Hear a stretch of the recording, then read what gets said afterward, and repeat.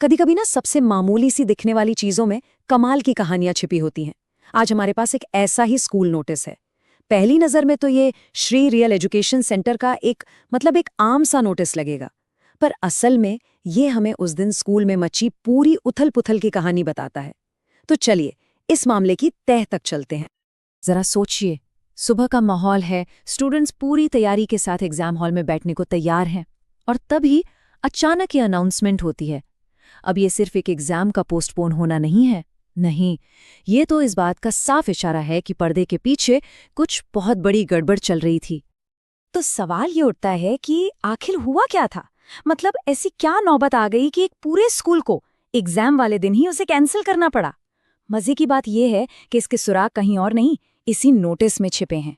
तो चलिए एक जासूस की तरह इन सुरागों को एक एक करके जोड़ते हैं और देखते हैं कि पूरी कहानी क्या थी। हाँ, तो जैसा हमने देखा, जवाब हमारे ठीक सामने है, इसी नोटिस के अंदर। इसमें एक नहीं, दो नहीं, बल्कि 4 वजह बताई गई हैं। तो फिर देर किस बात की, चलिए एक एक करके इन सुरागों को खंगालते हैं और समझते हैं कि असल में हुआ क्या था। तो पहला सुराग, पैसा। नोटिस में साफ साफ लिखा है कि कई स्टूडेंट्स ने अपनी मंथली फीस ही नहीं दी थी। अब ये सिर्फ कोई मैनेजमेंट का छोटा मोटा मसला नहीं है, नहीं, इससे पता चलता है कि स्कूल चलाने के लिए पैसों का फ्लो कितना जरूरी है और कैसे ये सीधे सीधे पढ़ाई लिखाई पर असर डाल सकता है। दूसरा सुराग था तैयारी की कमी। मतलब हद ही हो गई, बहुत से स्टूडेंट्स एग्जाम देने तो आ गए, लेकिन अपनी यूनिट टेस्ट कॉपी या पेन पेंसिल जैसा जरूरी सामान ही नहीं लाए। सुनने में थोड़ा अजीब लगता है ना, भाई बिना हथियारों के कोई जंग लड़ने कैसे जा सकता है? और बात यहीं खत्म नहीं हुई, तीसरी प्रॉब्लम भी कुछ ऐसी ही थी। जिन स्टूडेंट्स के पास एडमिट कार्ड थे भी, वो उन्हें घर पर ही भूल आए। अब ये सिर्फ एक छोटी मोटी भूल नहीं है, ये दिखाता है कि स्टूडेंट्स में जिम्मेदारी की कितनी कमी थी और वो स्कूल के नियमों को कितना हल्के में ले रहे थे।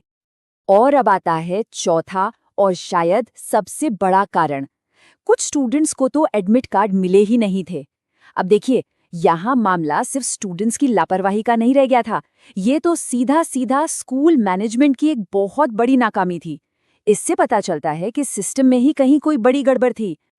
तो देखा, ये कोई एक अकेली प्रॉब्लम नहीं थी, ये तो जैसे पैसों की दिक्कत, स्टूडेंट्स की लापरवाही और मैनेजमेंट की नाकामी, इन सबका एक परफेक्ट स्टॉर्म था। मतलब एक तूफान सा आ गया था, और इन सब ने मिलकर हालात ऐसे बना दिए कि स्कूल के पास एग्जाम को टालने के अलावा कोई रास्ता ही नहीं बचा। तो इस पूरे केओस के बाद स्कूल ने क्या किया? क्या उन्होंने हार मान ली? जी नहीं, बिल्कुल नहीं। डायरेक्टर कम प्रिंसिपल M.K. श्रीवास्तव ने मोर्चा संभाला और इस बिगड़ी हुई व्यवस्था को दोबारा पटरी पर लाने के लिए एक सॉलिड प्लान तैयार किया। उन्होंने मामले को बिल्कुल भी लंबा नहीं खींचा। एग्जाम को फौरन अगले ही दिन यानी 11 नवंबर के लिए रीशेड्यूल कर दिया गया। ये अपने आप में एक बहुत मजबूत मैसेज था कि मैनेजमेंट अब कंट्रोल वापस अपने हाथ में लेने के लिए पूरी तरह तैयार है, और किसी भी तरह के कंफ्यूजन की कोई गुंजाइश नहीं छोड़ी गई।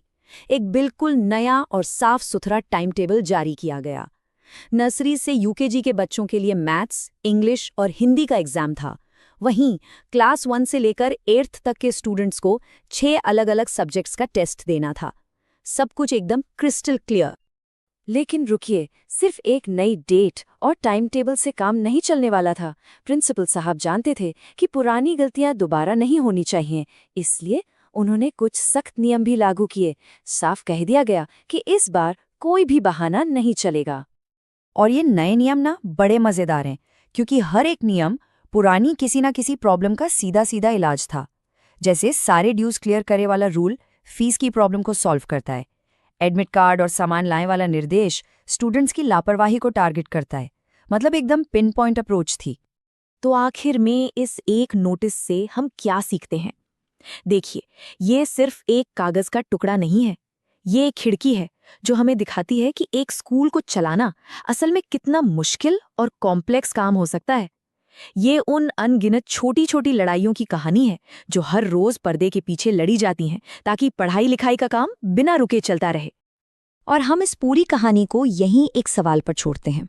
जब कोई भी सिस्टम, चाहे वो स्कूल हो या कुछ और, बिखरने लगता है, तो क्या उसे ठीक करने के लिए सख्त नियम बना देना ही अकेला रास्ता है? या फिर आपसी सहयोग और समझ से भी कोई बेहतर, कोई ज्यादा टिकाऊ हल निकाला जा सकता है? इस पर सोचिएगा जरूर।